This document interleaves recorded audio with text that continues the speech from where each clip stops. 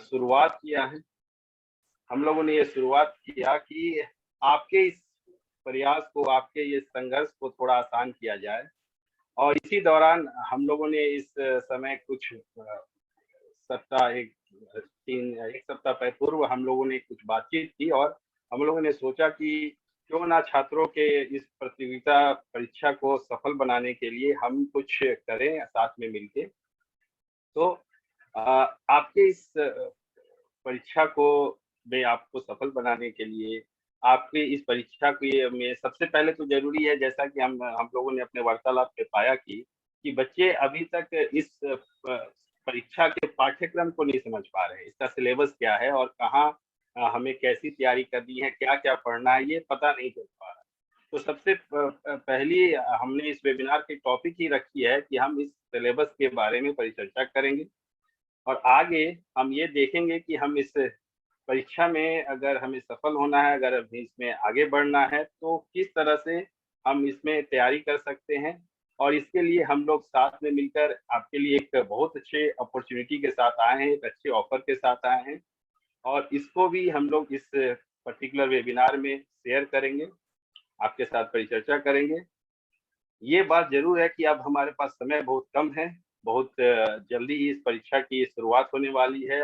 अगस्त मास में इसकी लिखित परीक्षा के डेट्स के बारे में आजकल नोटिस आ रहा है, आप लोग देख पा रहे हैं।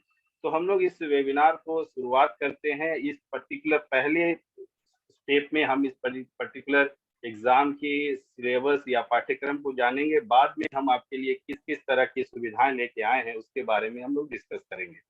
तो इस पर्टिकुलर प्रोग्राम के बारे में आगे जानने के लिए मैं हमारे मित्र डॉक्टर प्रभास रंजन को आमंत्रित करूंगा कि आप इस पर्टिकुलर सब्जेक्ट एरिया पे अपना वार्तालाप आगे रखिए सर। धन्यवाद। धन्यवाद विक्रमजीत जी। मैं अपना एक पीपीटी शेयर कर रहा हूँ।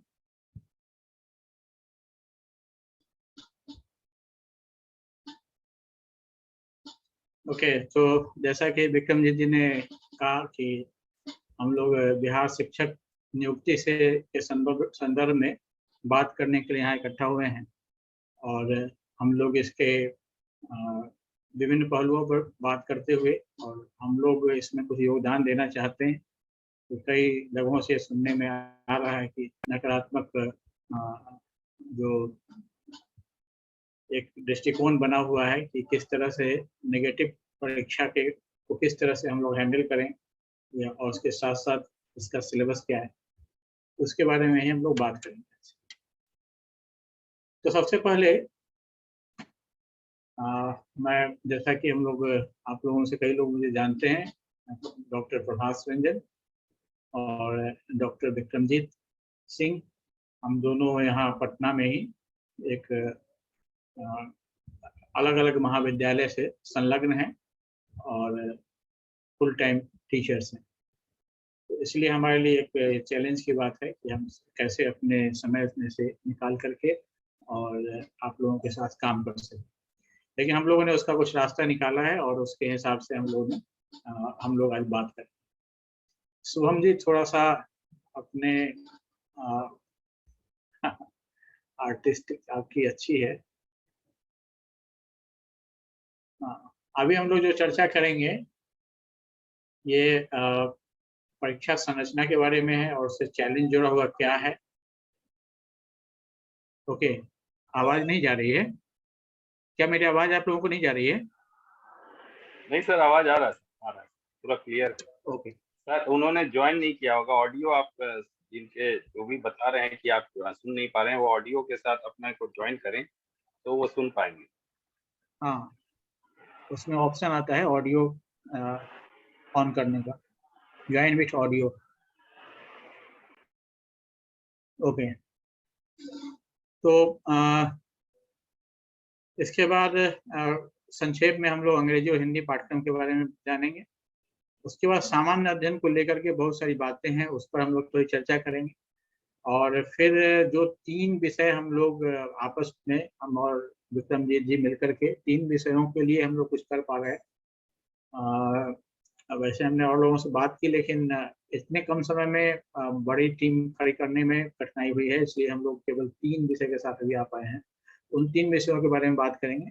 फिर हम लोग नेगेटिव मार्किंग से किस प्रकार से निपटें, इस पर हम लोग बात करेंगे, और हम लोग क्या-क्या चीज़ें हम लोग आपको प्रोवाइड कर रहे हैं, और परीक्षा की हमारी कार्य योजना हमारी क्या होनी चाहिए, इन सब चीज़ों के बारे में हम लोग बात करेंगे।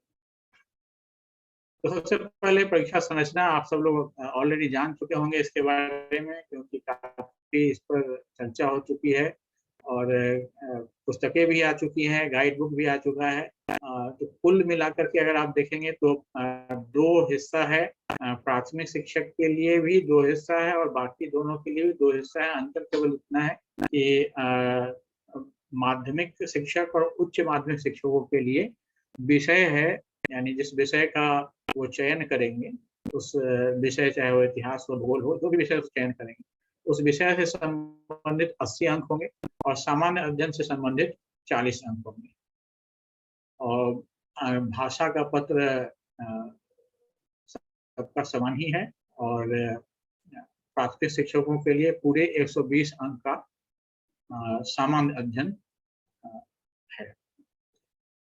और ये जो 120 प्रश्न है दूसरे पेपर का, इसमें ही ऋणात्मक माइनस मार्किंग है, नेगेटिव मार्किंग है, और ये अभी इसमें स्पष्ट लिखा हुआ नहीं कि क्या उसका लेवल होगा, 1/3 होगा या 1/4 होगा, यानी 4 गलत क्वेश्चन पर 1 अंक कटेगा या 3 गलत क्वेश्चन पर 1 अंक कटेगा, ये स्पष्ट नहीं है इसको पढ़ने से। तो इनमें से दोनों में से कोई एक हो सकता है।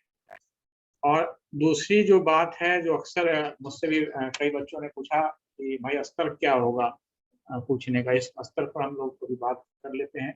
प्राथमिक के बारे में और सब चीज़ों के बारे में केवल ये एक वाक्य लिखा हुआ है कि इसका निर्धारण उम्मीदवार के न्यूनतम अर्हता के आलोक में हो।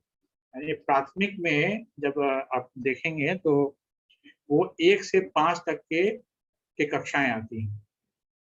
तो ऐसे लिखा हुआ है कि 1 से 5 तक की कक्षाओं का प्राथमिक जो पाठ्यक्रम है वो, लेकिन उसका स्तर जो Amreen Hussain, I am unable to hear you your voice. Amreen, बाकी लोग मेरी आवाज़ सुन पा रहे हैं? मैं बोलता हूँ, हेल्प को देखिए उनका क्या प्रॉब्लम है अमरीन का। तो नहीं तो आपको आप व्हाट्सएप पर बात कर लीजिए। व्हाट्सएप पर तुम्हारा, मैं देख रहा हूँ सर, देख रहा हूँ। वो एक्चुअली वो ऑडियो के साथ ज्वाइन नहीं किए होंगे, इसलिए। हाँ हाँ, देख रहा हूँ। ओके। तो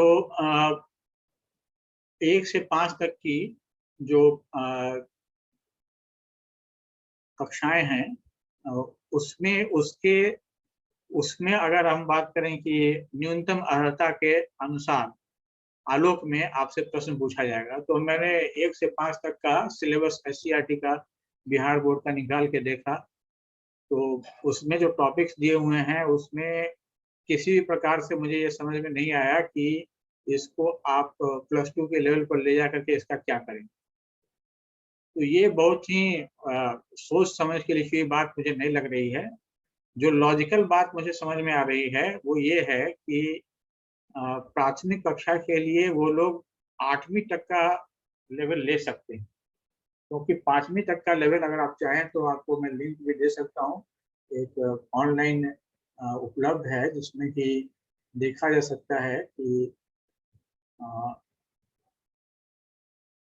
किस प्रकार से जो प्राथमिक कक्षाएं हैं उसमें ऐसा कुछ है ही नहीं कि उसको हम लोग एक उसका एक लेवल ले करके और उसका कुछ किया जा सकता। एक मिनट, जस्ट ए मोमेंट।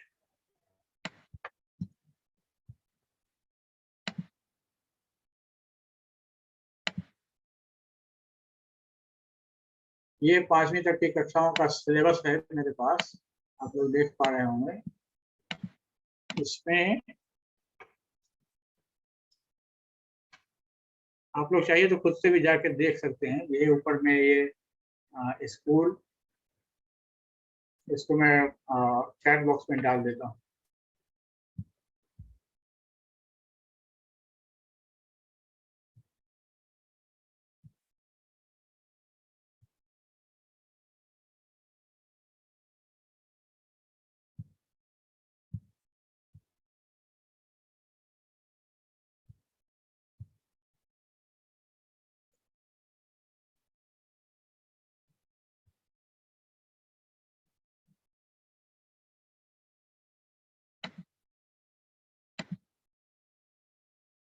सब कुछ चला गया होगा मेरे ख्याल से। आप लोग आराम से इसको देख लीजिएगा। इसमें ऐसा कुछ भी नहीं है जिसको कि आप अगर ये मान के चलें कि 5वीं कक्षा तक के ही किताब को, और वो भी SCERT की किताब को पढ़ा जाए और बहुत ही मथा भी जाए, तब भी उससे कुछ ऐसा निकल पाएगा जिससे कि ये लोग अपना एक एग्जामिनेशन कंडक्ट कर लें। इतना इसमें कुछ नहीं है। ओके, तो एक मिनट। तो यही बात है इसमें। तो मेरा सुझाव ये है कि ये जो प्राथमिक शिक्षक वाले जो विद्यार्थी हैं वो सुरक्षित रूप से 8वीं तक की तैयारी कर सकते हैं, क्योंकि ऐसा नहीं है कि जो फॉर्म भरने वाले हैं वो 12th तक के ही विद्यार्थी, और न्यूनतम योग्यता उसकी जरूर है, लेकिन सारे लोगों ने उसको भरा है। कोई भी ऐसा नहीं है जिसने उसको नहीं भरा। वैकेंसी भी बहुत है, नंबर ऑफ सीट्स बहुत है, इसलिए सारे लोग उसको भर रहे हैं। तो इसलिए ऐसा नहीं है कि कंपटीशन कोई उसमें कोई आसान सवाल वो पूछने वाले हैं, और उसमें बल्कि अगर आप कंफर्टेबल हैं तो 10th तक के लिए तैयार होइए। और आप में से बहुत सारे लोग जो कि हायर क्लासेस के लिए दे रहे हैं उनके लिए तो कोई दिक्कत की बात नहीं है। लेकिन जो लोग केवल इस पर ही फोकस कर रहे हैं उनके लिए केवल ये बात है कि मिनिमम 8वीं, और अगर संभव हो सके तो 10वीं तक का कवर कर सकते हैं। ज़्यादा बेहतर होगा कि अगर ऐसे केवल इस पर फोकस कर रहे हैं तो 8वीं अगर आप चाहते हैं तो 8वीं तक इसको जरूर कीजिए। और फिर वो SCERT की बात है, तो SCERT में कंटेंट का सोशल साइंसेज और साइंसेज में ज़्यादा फर्क नहीं है। तो आप साइंसेज तो लगभग समान ही है, सोशल साइंसेज में थोड़ा बहुत का अंतर है कल्चर के हिसाब से, तो वो सब आप देख सकते हैं। लेकिन हम लोग आगे बात करेंगे कि कैसे उसको हम लोगों को देखना चाहिए। तो ये बात हो गई। और बाकी के जो कोर्स माध्यमिक शिक्षक के लिए तो स्पष्ट है कि जो विषय है उस विषय में 80 अंक और सामान्य अध्ययन के लिए 40 अंक। उसी तरह से जो उच्च माध्यमिक शिक्षक हैं उनके लिए जो सब्जेक्ट को सिलेक्ट करेंगे उसमें 80 अंक और बाकी के 40 अंक। ओके, तो इसमें थोड़ी देर के लिए हम लोग अनम्यूट करते हैं। आपको अगर कोई इससे संबंधित संरचना में और कोई डाउट हो तो आप लोग पूछ सकते हैं।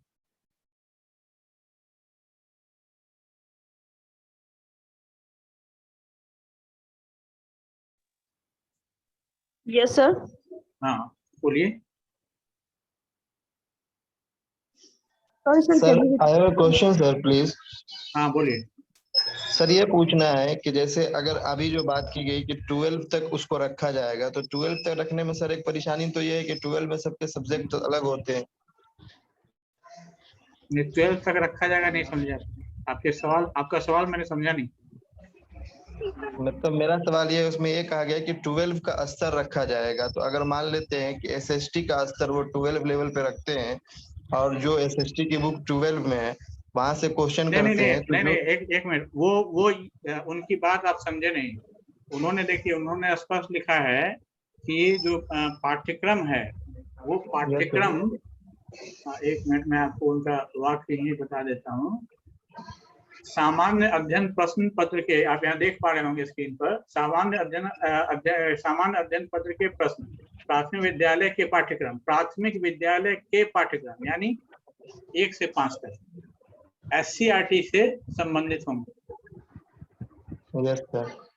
ठीक है, तो इसका मतलब उन्होंने वो कहना चाह रहे हैं कि जो इसका अर्थ निकल रहा है, उन्होंने कैसे कितना सोच के लिखा है, वो क्या इंटेंड करते हैं, ये समझ में नहीं आ रहा है, क्योंकि ये बहुत ही अटपटी बात है कि अलग सा लग रहा है का सिलेबस है, उसमें ऐसा कुछ नहीं है कि एक हायर लेवल के जिसमें कि आप ग्रेजुएट और पोस्ट ग्रेजुएट लेवल के स्टूडेंट्स जिसमें शामिल हो रहे हैं, उस लेवल के बच्चों का आप ये 5वीं तक के प्रश्न पत्र पाठ्यक्रम के आधार पर आप उसकी परीक्षा ले लें, ये इम्प्रैक्टिकल है।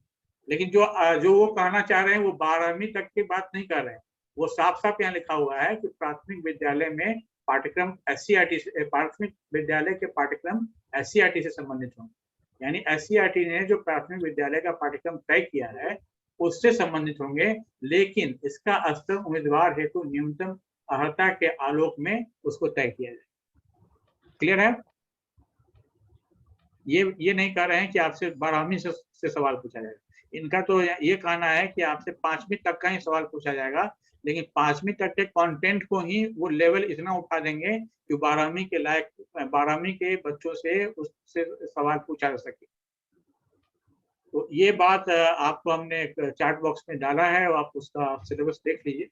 उस सिलेबस में मुझे कहीं स्कोप ही नहीं दिखता है कि आप कौन सा टॉपिक उठाएंगे और जिसको कि आप उस लेवल तक ले जा सकें जिसको कि 12वीं की कक्षा के लिए आप एक हाई लेवल का क्वेश्चन उस पर बना सकें, जहाँ की आपको टीचिंग मेथड और ये सब कुछ बात ही नहीं पूछना है, आपको सीधे सीधे कंटेंट और सब्जेक्ट से सवाल करना। इसलिए मैं ये कह रहा हूँ कि ये बात लिखने के लिए उन्होंने लिख दी है, लेकिन अब ये कोई रिस्क लेने वाली बात है कि 5वीं तक का सेंटर होने का तो कोई मतलब ही नहीं है। आप कम से कम अगर 9th 10th के लिए अलग से एग्जाम हो रहा है तो सेफली आप कह सकते हैं कि कम से कम आप 9वीं और 10वीं तक से पहले यानी 8वीं तक के कंटेंट को तो प्राथमिक विद्यालय के बच्चों को देख ही लेना चाहिए। और उसके बाद आगे के लेवल पर जो लोग दे रहे हैं उनके लिए तो खैर आगे के लेवल का 9th 10th तक जाना चाहिए। और जो लोग कंफर्टेबल हैं उन लोगों को प्राथमिक विद्यालय में रहते हुए भी अगर वो कंफर्टेबल हैं तो वो 9th 10th को भी अपने इसमें शामिल कर लें। यानी उनका अगर पीछे का कंटेंट कमांड में है, बहुत सारे लोग पढ़ा रहे हैं बहुत समय से, तो इसलिए उनके कमांड में है, तो वो लोग को 9th 10th भी सेफ्टी के लिए मैं कह रहा हूँ, क्योंकि ये 2-3 जनरेशन के बाद ये पहली बार आ रहा है।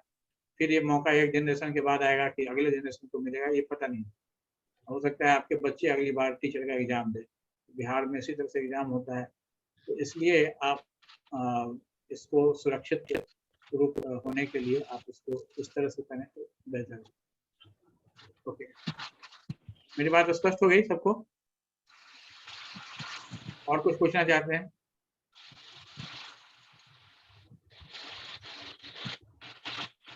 ठीक है, तो आगे चलें।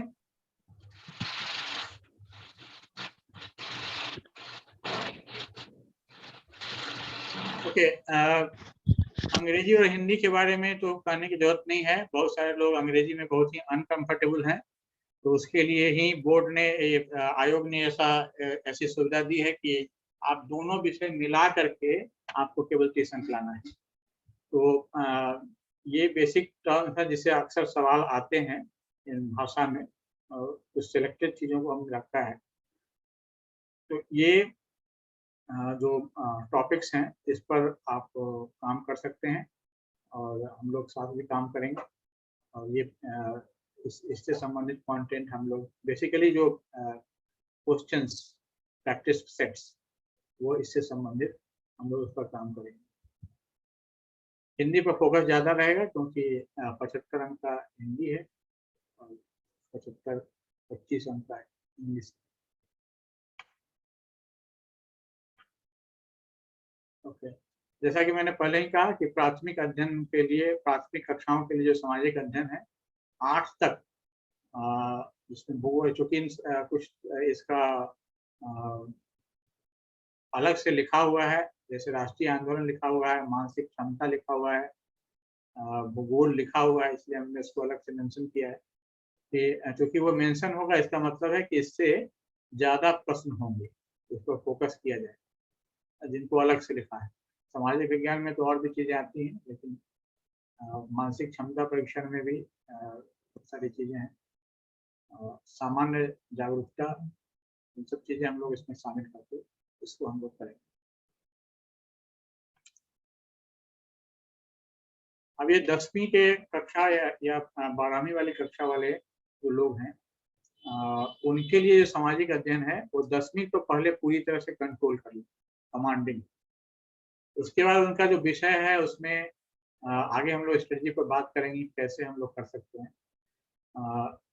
हम लोग अभी जो यहाँ पर कर रहे हैं कि हम लोग 10th पर फोकस करके और इंटेंसिव इस पर वर्क करें, 10th तक के कंटेंट पर, और उस पर इंटेंसिव वर्क करें, खूब सारा प्रैक्टिस करें, और उसके बाद अतिरिक्त में हम लोग जो हायर क्लासेस में जाएं और जो उच्चतर वाली कक्षाएं हैं उनके लिए। तो ये हमारी स्ट्रेटजी इसमें है। वैसे आपको ये हम अपनी स्ट्रेटजी बता रहे हैं कि हम लोग कैसे करेंगे, आपको कैसे करना है इसकी स्ट्रेटजी हम लोग आगे बात करेंगे। अब ये हम लोग जो उच्चतर कक्षाओं के लिए इतिहास का जो ऑफर कर रहे हैं, इतिहास में +2 के लिए जो माध्यमिक कक्षा के जो छात्र हैं उनके लिए है। तो 2 तरह की पुस्तकें हैं और एक बड़ा कंफ्यूजन है किससे पढ़ा जाए, पुराने एनसीईआरटी से कि नए एनसीईआरटी से। तो पुराने एनसीईआरटी का कंटेंट मार्केट में अच्छे से उपलब्ध है और उसके संक्षेप वाले भी उपलब्ध हैं, लेकिन संक्षेप वाले के बारे में एक सावधानी बरतनी होती है, उस पर भी हम लोग बात करते हैं। यहाँ जो टॉपिक्स दिए हुए हैं ये नए वाले एनसीईआरटी के हिसाब से दिए हैं, और चूंकि अभी उन्होंने साफ लिखा है एनसीईआरटी की पुस्तकों के आधार पर, तो जाहिर है कि जो एनसीईआरटी की पुस्तक अभी चल रही है उसके आधार पर। सर ओके, अनम्यूट कर दीजिए जरा, कुछ लोग कुछ पूछना चाहते हैं।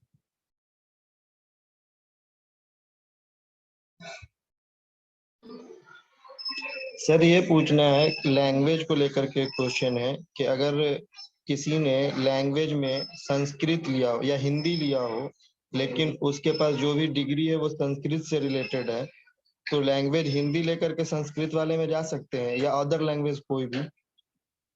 नहीं, ये जो लैंग्वेज है ये फर्स्ट पेपर को आप इसमें कंफ्यूज मत होइए। देखिए आपको यहाँ साफ साफ लिखा हुआ है, ये जो भाषा है अहर्ता के लिए, यानी ये जैसे पहले हम लोग बोर्ड में भी हिंदी पास करना आवश्यक होता था, उसी तरह से इसको समझिए।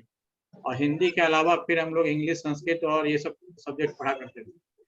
तो ये देखिए इसमें 2 भाषा है, एक तो अंग्रेजी भाषा सबके लिए कॉमन, सबको जवाब देना है, और दूसरा जो है उसमें ऑप्शन है, केवल 3 ऑप्शन है, हिंदी, उर्दू और बांग्ला। ठीक है, ये आपको देना ही देना है। इसके बाद जब आप माध्यमिक स्तर पर एग्जाम देंगे तो आपको यहाँ पर माध्यमिक स्तर पर आपका जो विषय है उसमें से आप सिलेक्ट कर सकते हैं, ये हिंदी, बांग्ला, उर्दू। हाँ, ये अलग है। ये पूछना चाह रहे हैं कि जैसे उर्दू के लिए अलग से मतलब सीट दी गई है, किसी जिले में 200, किसी में 400, जो भी, तो कोई अगर उसकी उर्दू से मतलब डिग्री उसके पास उर्दू वाली है और वो उर्दू में निपुण नहीं है, उसको हिंदी अच्छे से आती है, तो यहाँ पर वो हिंदी सिलेक्ट करके और बाद में उर्दू के जरिए से वो नौकरी ले सकता है, या इसमें अगर उसने हिंदी लिया है तो हिंदी वाले ही कैटेगरी में फॉर्म भरा है? फॉर्म भरा है आपने? नो सर, नहीं भरा है। अच्छा, तो ये अगर फॉर्म में वो, मैंने फॉर्म देखा नहीं है अभी तक, ये बात फॉर्म में देखनी पड़ेगी। अगर फॉर्म में वो पहले ही ये बात लिखवा लेते हैं कि आप अपना कि एक पत्र चुन लीजिए इसमें से, तो उसके हिसाब से वो करना पड़ेगा। अगर वो वहीं पर लिखवा लेंगे कि फॉर्म भरते समय ही तो उर्दू लेंगे या कौन सी भाषा लेंगे, वो आप कर लीजिए। क्योंकि ये देखिए यहाँ स्पष्ट है कि विषय, यानी जिस विषय के लिए आप आवेदन कर रहे हैं वही विषय चुनना है। आप वहां पर वो मेरे ख्याल से ये नहीं ले सकते, वो छूट नहीं ले सकते। ठीक है, क्योंकि ये जो है जैसे हिंदी बांग्ला ही नहीं है ना, इसमें और भी सब्जेक्ट हैं, विज्ञान है, गणित है, सामाजिक विज्ञान है। यानी जो सामाजिक विज्ञान के शिक्षक हैं, जाहिर है उनको वही सिलेक्ट करना हो, तो उन्होंने दावा किया है कि हम सामाजिक विज्ञान में शिक्षक होना चाहते हैं, तो उसके हिसाब से। हाँ सर, आप क्या कंफ्यूजन था सर आपको? किस सब्जेक्ट के लिए आप एक्चुअली अप्लाई करना चाहते हैं? नहीं, ये उर्दू के लिए, उर्दू से इन्होंने ग्रेजुएशन या डिग्री ली है और ये सोच रहे हैं कि उर्दू में इनकी कॉम्पिटेंसी उतनी ज्यादा नहीं है, तो हिंदी या कॉम्पिटेंसी नहीं है, लेकिन ये किस लेवल पे करने वाले, प्राथमिक के लिए या माध्यमिक के लिए, किस माध्यमिक के लिए है। कौन सा मेरे ख्याल से माध्यमिक के लिए थे। माध्यमिक के लिए भी अगर है ना, तो आप जैसा इस नोटिफिकेशन को देख के लग रहा है कि ये अपना लैंग्वेज वाले में, ये अगर वो फॉर्म में आप जो बता रहे थे, फॉर्म में अगर सेट कर दिया जाएगा तो फिर आप नहीं इधर उधर कर सकते हैं। लेकिन अगर फ्रीडम दिया गया तो हमको लगता है कि कोई भी सब्जेक्ट, कोई भी लैंग्वेज ले सकते हैं। नहीं, लैंग्वेज का नहीं ना है सर। यहाँ देखिए भाग 1 में, यहाँ जो सामने आपको स्क्रीन पर दिख रहा होगा, ये भाग 1 का जो पार्ट है, जो कि विषय है, और विषय में 80 अंक है ना। तो ये 80 अंक जिस विषय के लिए आप अप्लाई कर रहे हैं, मुझे लगता है वो फॉर्म में ही लॉक कर देगा। तो फॉर्म देखना पड़ेगा। अभी तक मैंने फॉर्म देखा नहीं है किसी का, तो 1-2 दिन में मैं देखता हूँ। वही अगर लॉक कर देगा तब तो नहीं ले पाएंगे। और अगर ये लॉक नहीं करेगा भाषा चॉइसेस में, क्योंकि ये सिर्फ होगा भाषा चॉइसेस, मतलब जो लैंग्वेज वाले, जैसे इसमें वैसा भी पाली है, मैथिली है, मगही, बहुत सारे भाषा है। तो ये तो मान लीजिए जो मैथिली, वो तो +2 में है ना, +2 में। हाँ, लेकिन इसमें और भी है भाषा सर। इसमें है, मान लीजिए कि संस्कृत ही, मान लीजिए संस्कृत ही कोई ले लिया, संस्कृत के लिए कोई लेगा तो वो तो भाषा में हिंदी लेगा ना, उसमें भाषा हर्ता वाले में। इसलिए लॉक वाला ऑप्शन हमको नहीं लगता होना चाहिए फॉर्म में, क्योंकि संस्कृत तो अच्छा ठीक है, नहीं होगा तो बहुत सारे लोगों को सुविधा होगी, देखा जाएगा। ठीक है, क्लियर है सब लोगों को? कहाँ गए सर जो पूछ रहे थे? क्या नाम था इनका? चले आगे चलते हैं। हाँ ठीक है, आगे। ठीक है, तो ये इतिहास का जो अभी करंट का सिलेबस है, उसके हिसाब से लिखा हुआ है। इसके बाद ये गणित में हम लोग माध्यमिक स्तर का के लिए जो टॉपिक देख पा रहे हैं, वो सब ये टॉपिक्स हैं, जिसको कि ये बेसिकली जो एनसीईआरटी के सिलेबस के हिसाब से टॉपिक्स हैं, उसके हिसाब से यहाँ लिखा गया है। और ये हमारे विक्रमजीत सर हैं, वो इसको देखेंगे। इतिहास को मैं देखूंगा। विज्ञान का हिस्सा भी इस तरह से विक्रमजीत सर देखेंगे। और ये सारे जो टॉपिक्स हैं, ये सारे टॉपिक्स आपको एनसीईआरटी के सिलेबस के हिसाब से दिए गए।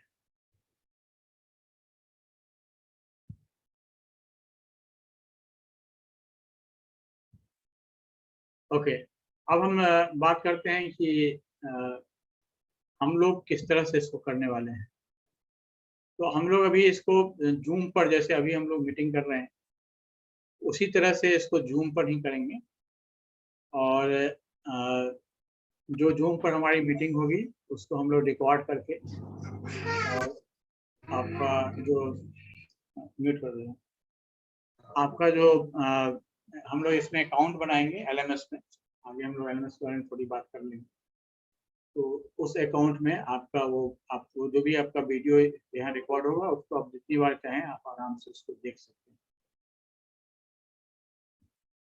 और जो YouTube के वीडियो के रूप में वो सेव रहेगा और आप वहाँ पर देख सकते हैं। यानी हम लोग जो एक बार कक्षा में यहाँ पर फेस टू फेस बात करेंगे, फिर उसका रिकॉर्डेड वीडियो है वो भी आपको दे देंगे। उसको भी आप जितनी बार रिवीजन करना चाहें उसको कर सकते हैं। तीसरी चीज होगी ये LMS पर, ये LMS है, इसी पर आपको सारे वीडियोज मिल जाएंगे। जैसे आप यहाँ पर देख रहे हैं, यहाँ पर हम लोगों ने टॉपिक के हिसाब से फोरम्स भी बनाए हैं। फोरम का मतलब है कि ऐसी जगह जैसे आप व्हाट्सएप पर मैसेज लिखते हैं, वैसे ही यहाँ पर भी आप मैसेज लिख सकते हैं। वैसे आप लोग सीधे ग्रुप में भी लिख सकते हैं, लेकिन फोरम पर लिखना अच्छा रहता है, क्योंकि उससे किसके लिए मैसेज दिया गया है उसको उसका समय बचता है। तो फोरम में जो अलग अलग जो भी प्रश्न डाउट आपको उठेगा, आप सीधे सीधे इस फोरम में उस डाउट को लिखेंगे और कोई ना कोई व्यक्ति हम लोगों में से हो या हो सकता है आपके साथी में से ही कोई उसका जवाब देना चाहे, क्योंकि जवाब देने से अपनी समझ बढ़ती है, अपनी अंडरस्टैंडिंग क्लियर होती है। तो वहाँ पर वो हम लोग उसको आपसी बातचीत के लिए एक फोरम हमने बनाया है। सामान्य अध्ययन का फोरम है, विज्ञान का फोरम है, इतिहास का फोरम है, और फिर एक हमने एक केवल और केवल इवैल्यूएशन का के लिए एक बनाया है, जिसमें कि केवल क्वेश्चंस होंगे और हम लोग कोशिश करेंगे पर डे आपको एक सेट ऑफ क्वेश्चंस मिले, ताकि ऐसा नहीं कि केवल लास्ट में मॉक टेस्ट के लिए आप बैठे रहें, आपका इवैल्यूएशन कंटिन्यूअस होता रहे। तो इसके लिए हम लोग यहाँ पर कंटिन्यूअस इवैल्यूएशन होने के लिए हम लोग डेली बेसिस पर देने की कोशिश करेंगे। और फिर एक वीकली एक बड़ा इवैल्यूएशन, मतलब ज़्यादा number of questions daily basis पर कम होगा, जो टॉपिक हम लोग डिस्कस करेंगे उससे संबंधित क्वेश्चंस होंगे, और फिर जो एक पूरे सप्ताह में जो पढ़ाई हो जाएगी उसके आधार पर ज़्यादा संख्या में प्रश्नों का MCQs आपको भेजा जाएगा। तो सारी चीज़ें हम लोग इस जगह पर करेंगे।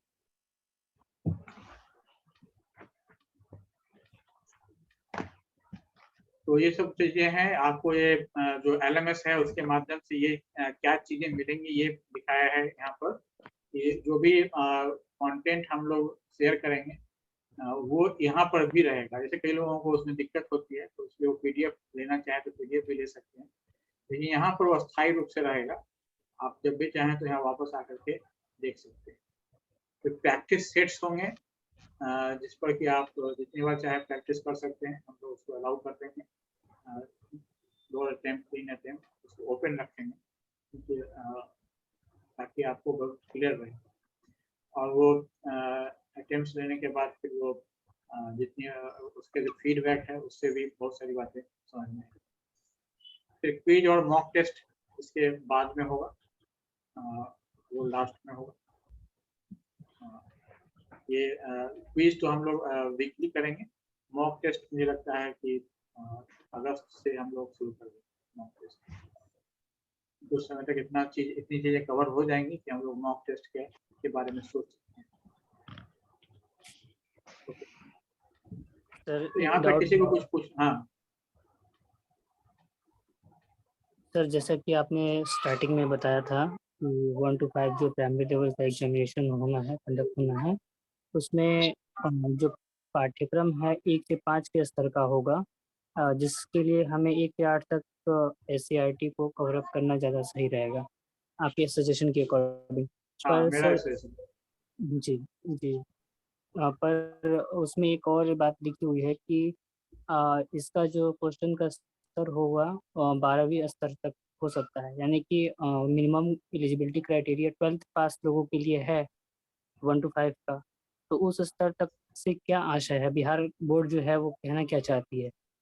मतलब एक एग्जांपल हमने अभी डिस्कस किया था, आप लगता है थोड़ी देर से आए हैं, मैंने एक बार फिर मैं दिखा देता हूँ कि ये जो उसमें लिखा हुआ है उसकी भाषा है, ये देखिए, सामान्य अध्ययन के पत्र प्राथमिक विद्यालय से पाठ्यक्रम SCERT से संबंधित होंगे, लेकिन इसका स्तर, यानी किसका स्तर, जो पाठ्यक्रम है SCERT का उसका स्तर, ये छात्रों का स्तर नहीं बोल रहा है, जो पाठ्यक्रम है बिहार विद्यालय का SCERT का, जो प्राथमिक विद्यालय का जो प्रश्न है के प्रश्न का स्तर, वो स्तर किस स्तर का होगा, जो न्यूनतम अर्हता के आलोक में हो।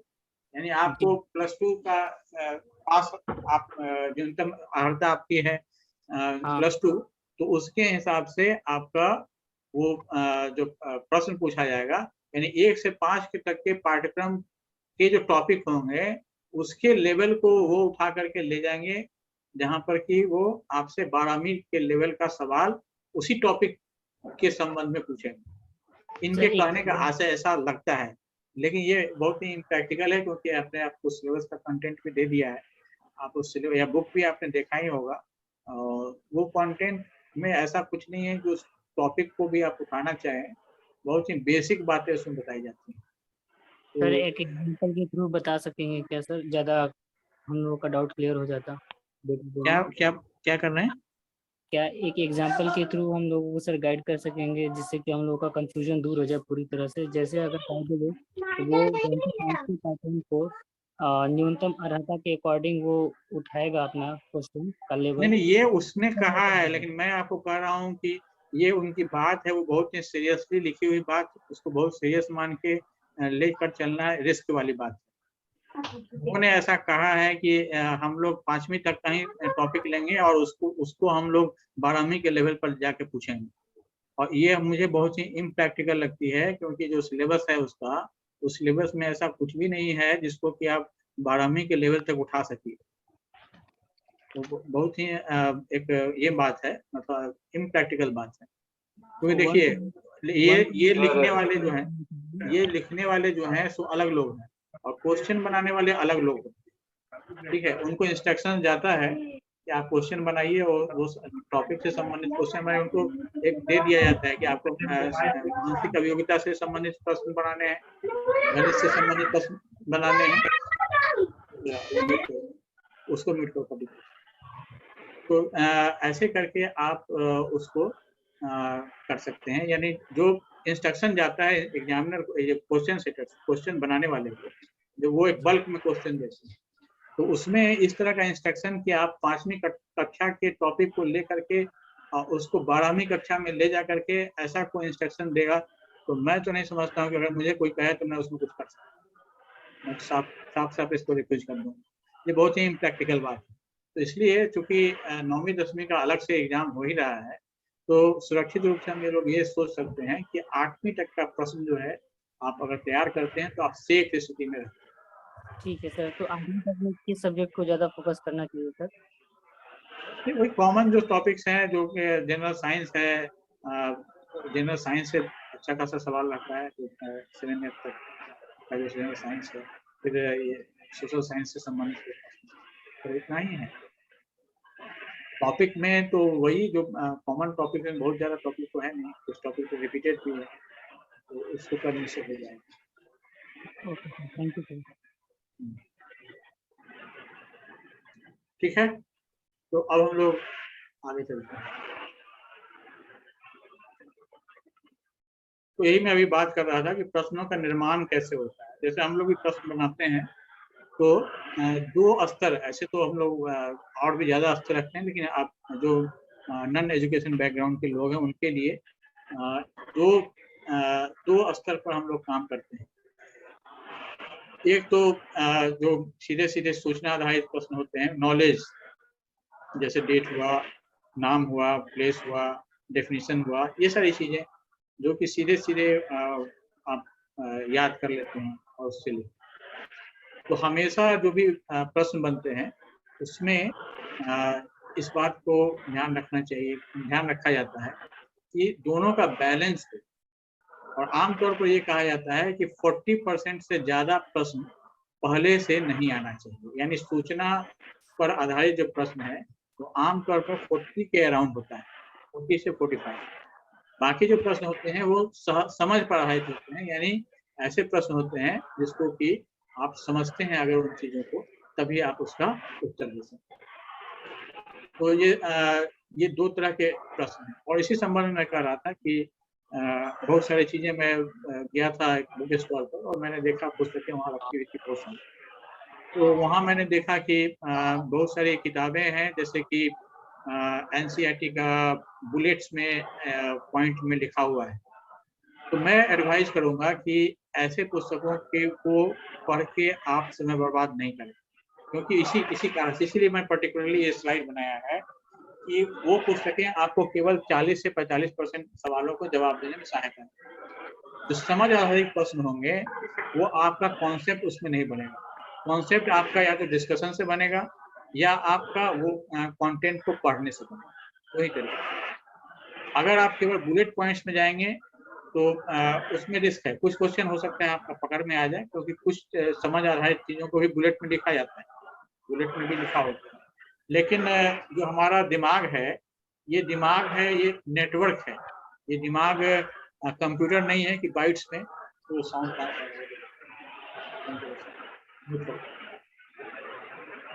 तो जो हमारा दिमाग है ये नेटवर्क है, ये सूचनाओं को नेटवर्क के रूप में संरक्षित करता है, न कि कंप्यूटर की तरह बुलेट पॉइंट्स में आप बिट्स में नहीं रखता है।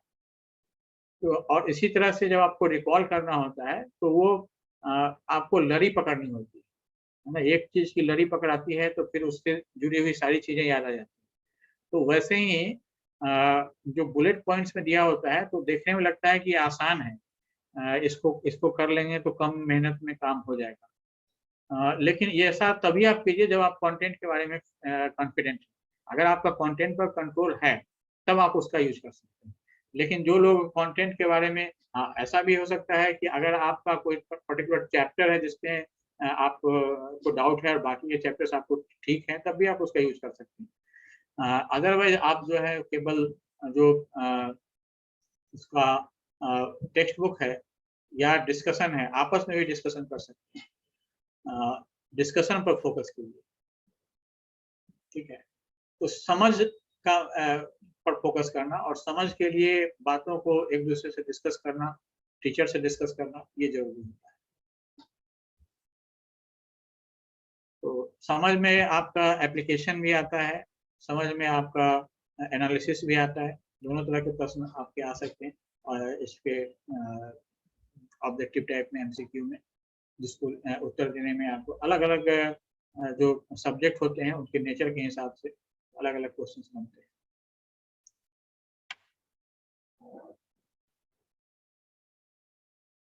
अब हम लोग जो मुख्य समस्या लोगों की है कि नेगेटिव अंक के लिए क्या करें। कि नेगेटिव अंक जो है ये कई बार ऐसा लगता है कि नेगेटिव में तो काम है सरकार का करना, यानी जो भी नंबर दे रहा है उसका काम है अंक देना, हमारा काम तो केवल उत्तर देना है। लेकिन हमारा जो अप्रोच है वो बिल्कुल ही नेगेटिव अंक के प्रश्नों के प्रति बिल्कुल अलग अप्रोच होना चाहिए।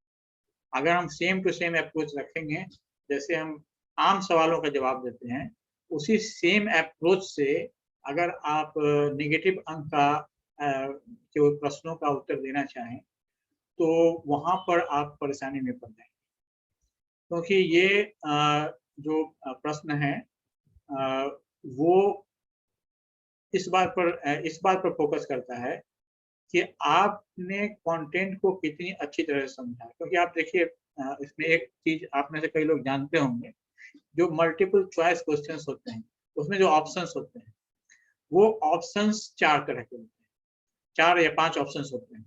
उस ऑप्शंस में को हम लोग कहते हैं डिस्ट्रैक्टर। डिस्ट्रैक्टर्स का मतलब होता है यानी भटकाने वाला, ध्यान भटकाने वाला।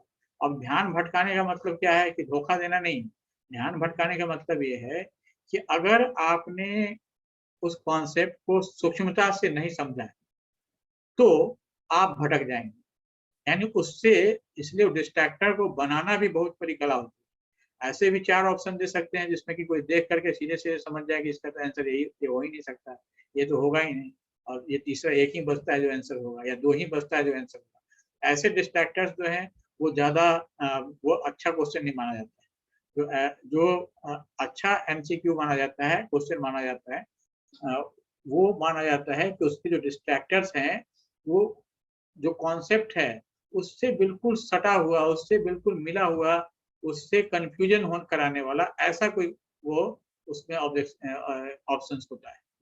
तो ऐसा सोच समझ के बनाया जाता है और उसके लिए काफी, एक क्वेश्चन के लिए 100 से 200 रुपए खर्च किया जाता है।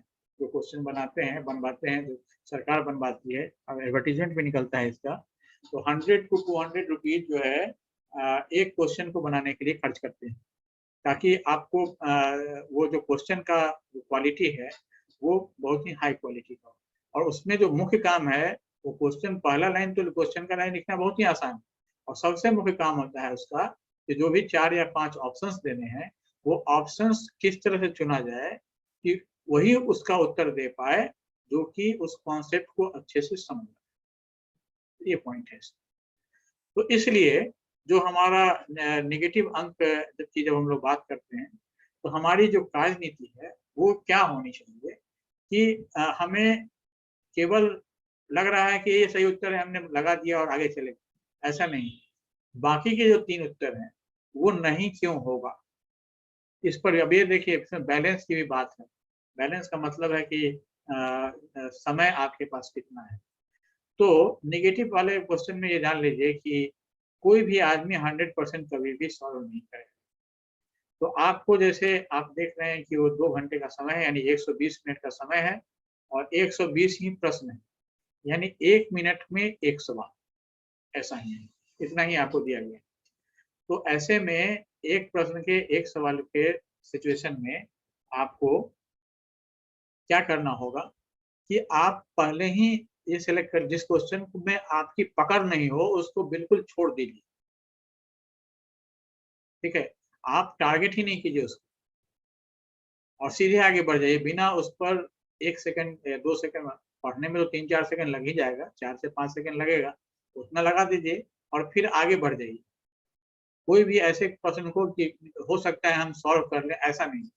आप अभी से ही ऐसी तैयारी कीजिए कि इस टॉपिक पर जो क्वेश्चन आएगा उसको हम निश्चित तौर पर सॉल्व कर लेंगे, उस तरह से उसको लेकर चलना। और जो हम आंसर दे रहे हैं उस पर वो कितना हम सुनिश्चित हैं कि इसका आंसर सही है। इसके लिए हम लोग, हमारे पास एक सॉफ्टवेयर भी है, हम लोग उसको भी डेवलप कर रहे हैं पूरी तरह से। 2-3 दिन में वो आ जाएगा, जो कि आपसे न केवल सवाल का जवाब पूछेगा बल्कि ये भी पूछेगा कि आप कितना कंफर्म है कि ये क्वेश्चन का आंसर आप सही लिख रहे हैं। फ्रॉम 50% से शुरू करके 100% के बीच में आपको मार्क करना होगा और अकॉर्डिंगली आपको वो आपका जो आंसर है उसका परसेंटेज बढ़ जाएगा, और ताकि यानी आपको एक अभ्यास हो जाएगा कि प्रश्नों का उत्तर करते समय इस पर भी ध्यान दिया जाए कि इस प्रश्न का उत्तर कितनी सुनिश्चितता के साथ में करना या कर रहे हैं। और जो तीसरी बात जो यहाँ लिखी हुई है कि रिस्क लेने से बचना, ये बहुत ही इम्पोर्टेंट बात है, रिस्क लेने से बचना। रिस्क क्या है कि कई बार लगता है कि पता नहीं, आदमी को घबराहट होती है कि दूसरे लोग क्या कर रहे होंगे।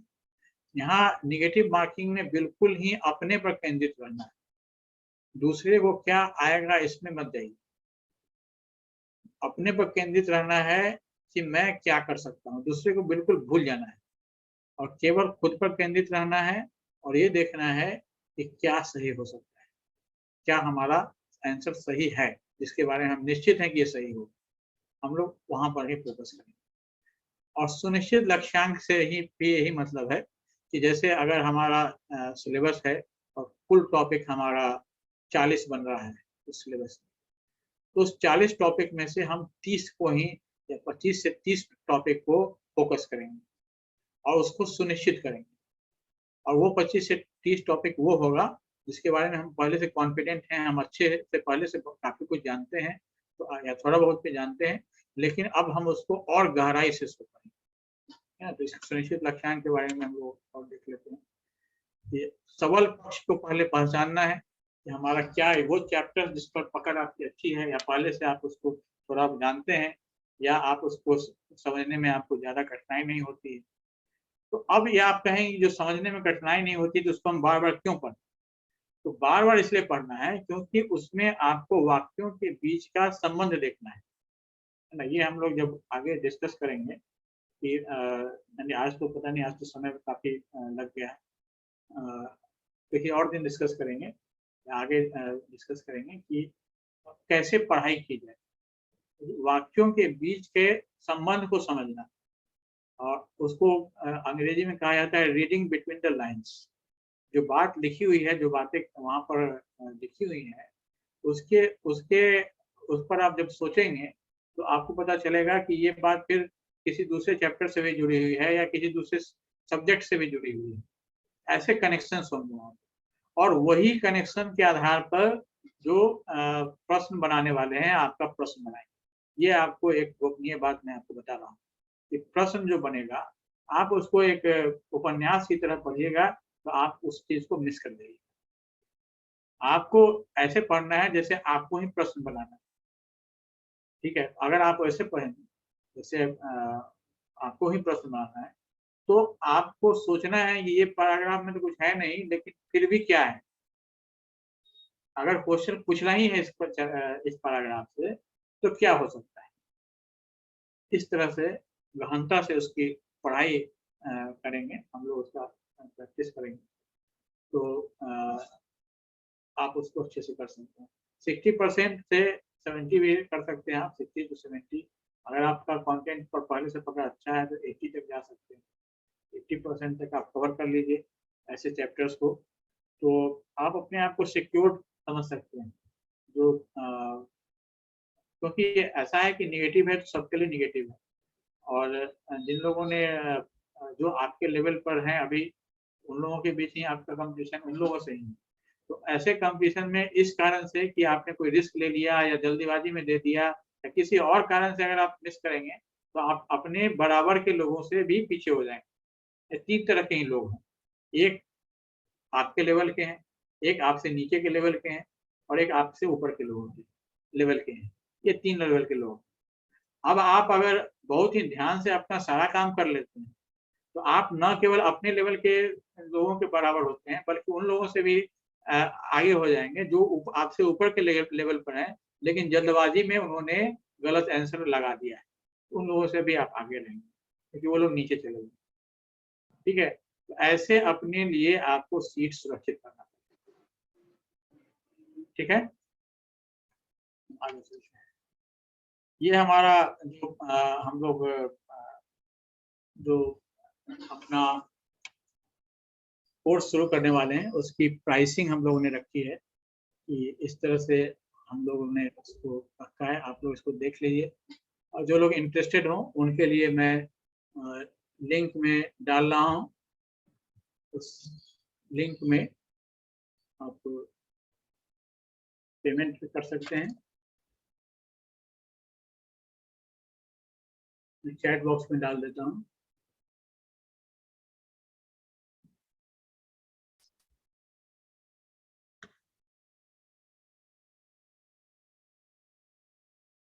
तो इसमें बारे में हम लोग समझ लेते हैं कि सामान्य अध्ययन जो है, जो प्राथमिक कक्षाओं के लिए है, इसके साथ भाषा फ्री है ना। भाषा की कक्षा सबके लिए फ्री है। तो सामान्य अध्ययन प्राथमिक कक्षा, उसके लिए 1799 का पैकेज है। जो उच्च कक्षा के भी जो लोग हैं जो केवल सामान्य अध्ययन लेना चाहते हैं उनके लिए भी 1799 का पैकेज है। भाषा और सामान्य अध्ययन, ये 2 पैकेज हैं, और दोनों का जो प्राइस है वो 1799 का है।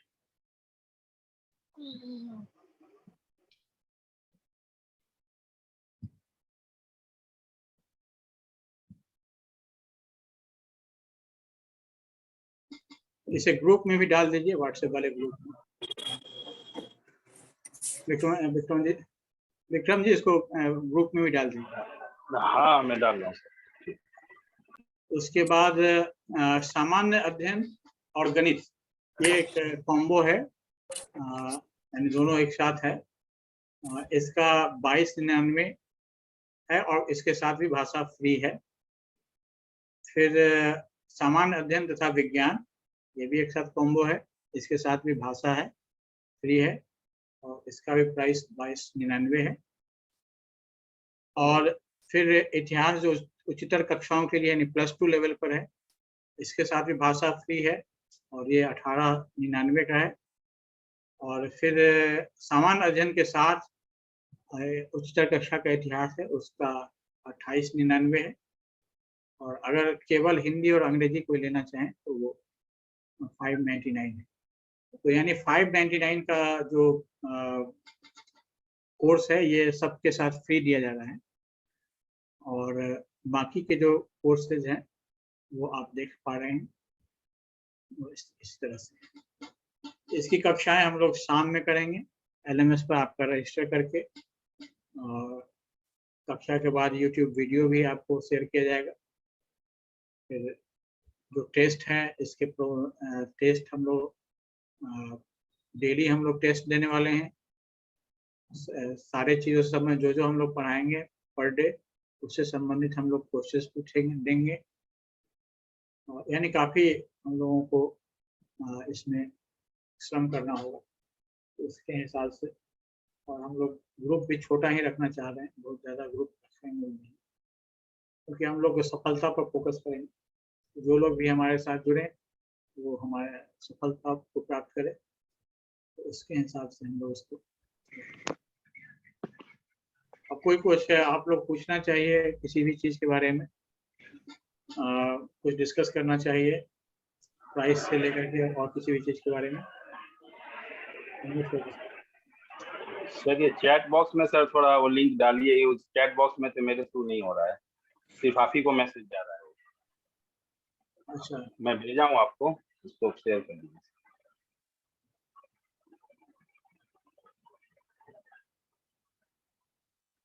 अच्छा, एक पर्टिकुलर व्यक्ति को चलाते हैं। आप लोग और कुछ इस पर्टिकुलर प्रोग्राम के बारे में कुछ पूछना चाहते हैं तो जरूर पूछिए।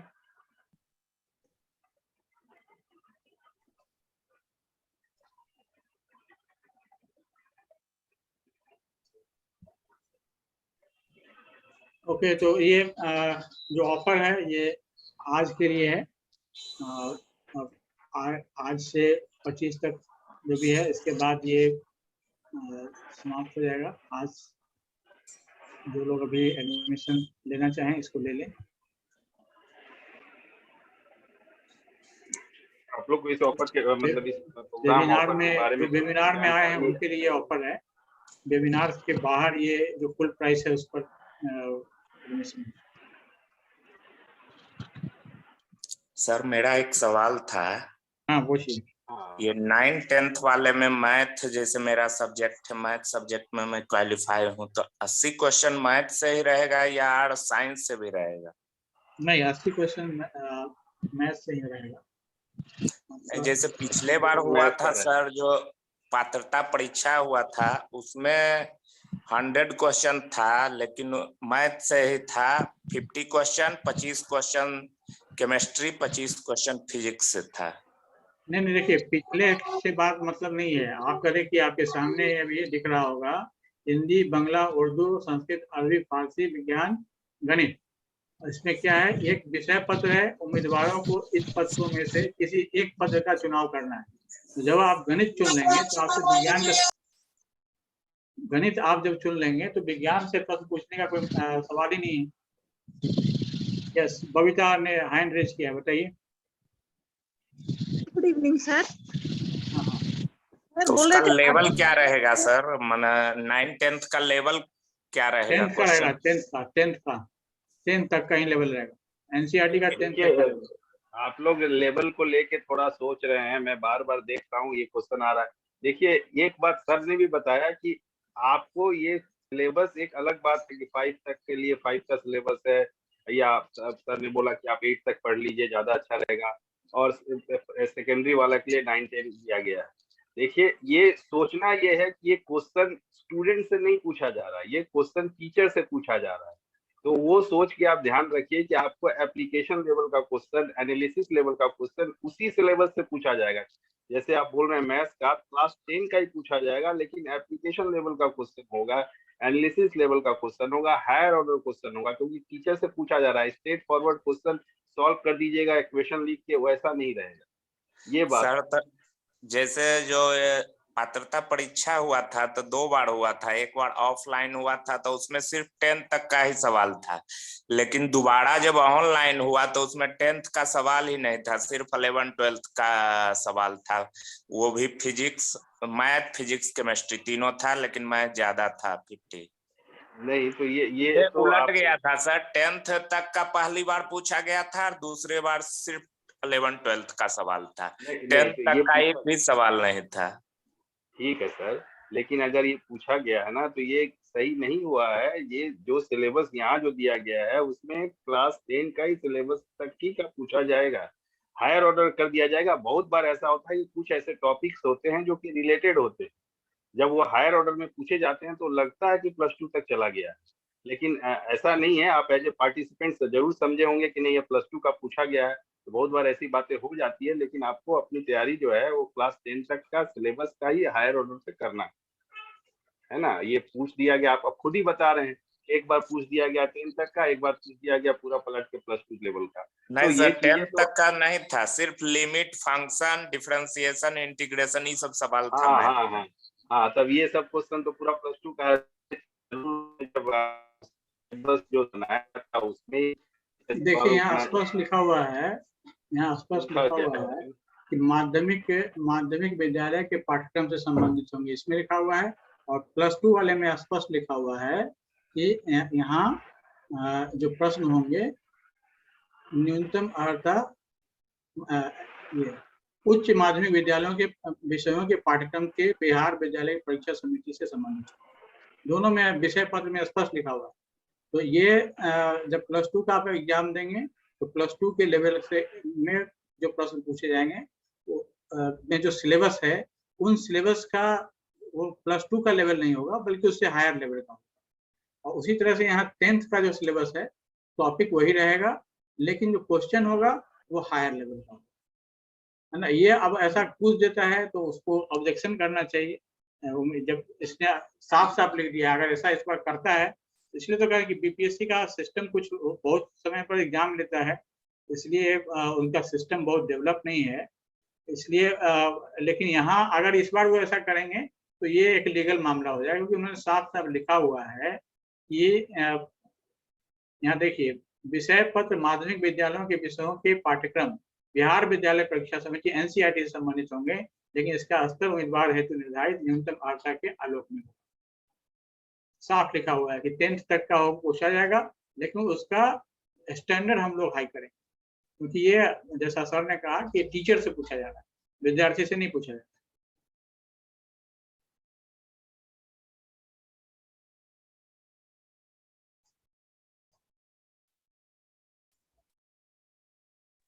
ठीक है, और कोई तो आप लोगों में से एडमिशन के लिए इंटरेस्टेड लोग हैं, अभी नहीं लेना चाहें बाद में लेना चाहें तो आप अपना सीट रिजर्व कर सकते हैं। सर अदर सब्जेक्ट के लिए +2 में जैसे आप हिस्ट्री का करवा रहे हैं, तो अदर सब्जेक्ट के लिए नहीं, अभी अदर सब्जेक्ट के लिए तो हमें कोई मिला नहीं है, ऐसा हमने कहा है कई लोगों से, लेकिन अभी लोग सर हम लोग तो गूगल में भरे फॉर्म में सब्जेक्ट। हाँ, साइकोलॉजी भरा है, अभी नहीं भरा था। हाँ हाँ हाँ सर।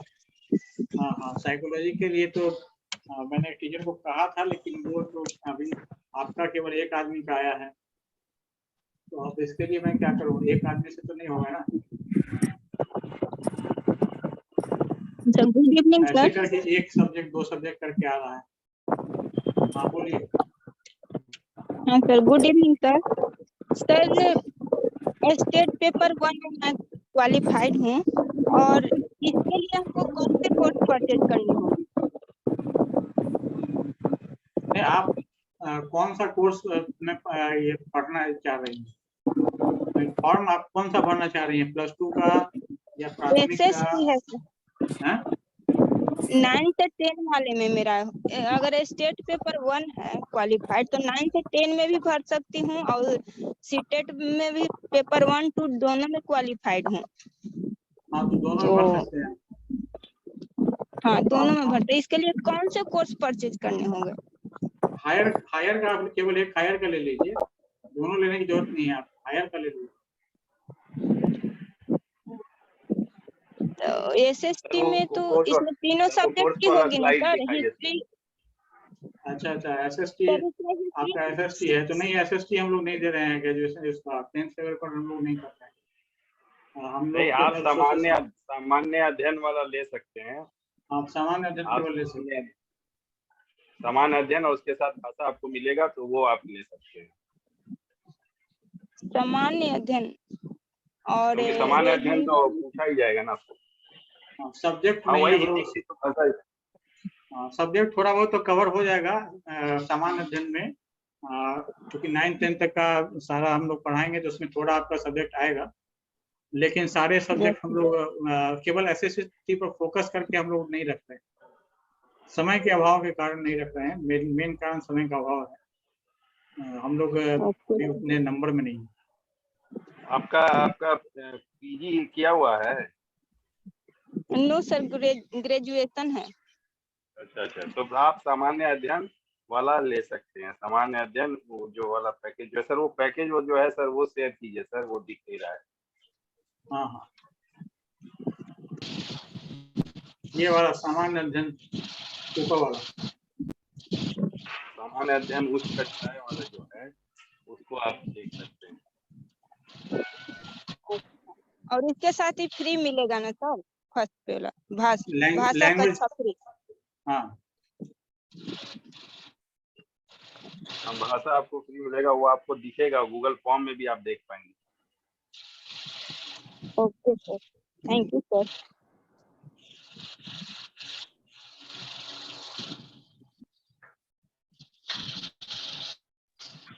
बेसिकली आपको इस कोर्स में आपको क्लासेस लिए जाएंगे, जितने सारे टॉपिक हैं प्रैक्टिस सेट करवाया जाएगा, मॉक टेस्ट करवाया जाएगा, आपका जो भी प्रॉब्लम सब होगा उसको डिस्कस किया जाएगा, जो भी डाउट्स होगा। और आपको ये स्ट्रेटेजी नेगेटिव मार्किंग वाला जो सर आपको बता रहे थे कि इसको इससे कैसे फाइट किया जाए, इसको कैसे ओवरकम किया जाए, उसके लिए हम लोग एक जो मूडल पे ही एक ऑप्शन है जिसको कि हम लोग तैयार कर रहे हैं, 2 दिन के अंदर तैयार हो जाएगा। उसमें आप ये स्किल अपना डेवलप कर पाएंगे कि नेगेटिव मार्किंग जो है उसका असर को कैसे मिनिमाइज किया जाए, वो आपके कॉन्फिडेंस लेवल को बढ़ाएगा। उसके लिए हम लोग उसको काम कर रहे हैं। जैसे आप आंसर जब देंगे तो साथ में आपको ये भी अपना ऑप्शन सेलेक्ट करना होगा कि आप कितने ज्यादा श्योर हैं इस आंसर के लिए, और वो आपका कॉन्फिडेंस लेवल बढ़ाएगा और नेगेटिव मार्किंग के इफेक्ट को मिनिमाइज करने में वो आपको हेल्प करेगा। तो ये आपके लिए एक अच्छी बात होगी, और ये हम लोग इसीलिए हमने सोचा कि कैसे ये नेगेटिव मार्किंग के असर को कम किया जाए। तो बेसिकली ये सारी चीजें इसमें प्रोवाइड की जाएगी। बाकी आप लोग और कोई सवाल है तो पूछ सकते हैं।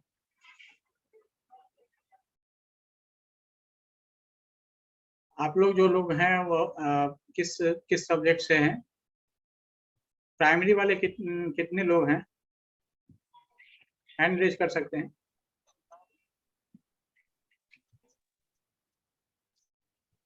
टाइमिंग क्या है सर? टाइमिंग शाम में है। कितने बजे? शाम में वही 6:30 के आसपास, 6 साढ़े 6। Okay sir. अच्छा, इतने लोग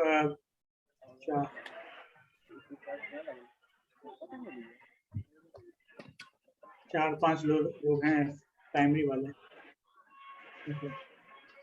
3 प्राइमरी वालों का तो बिल्कुल सीधा है, वो केवल सोशल साइंस लेना है उनको, और वो लोग अगर केवल प्राइमरी पर फोकस कर रहे हैं तो सोशल साइंस का जो हमारा कंटेंट होगा हम लोग दोनों देंगे, लेकिन अलग अलग मार्क किया रहेगा। कि जो लोअर लेवल के बुक्स से हम लोग जो कंटेंट उठाएंगे वो अलग मार्क किया रहेगा, और हायर लेवल का भी मार्क किया रहेगा। तो कंटेंट हम लोग शेयर करने में कोताही नहीं करेंगे। आप में से जो लोग नीचे के लेवल पर कॉन्फिडेंट हो वो हायर लेवल को भी देख सकते हैं, लेकिन पहले आपको लोअर लेवल पर कंप्लीट करना है, उसको करना है।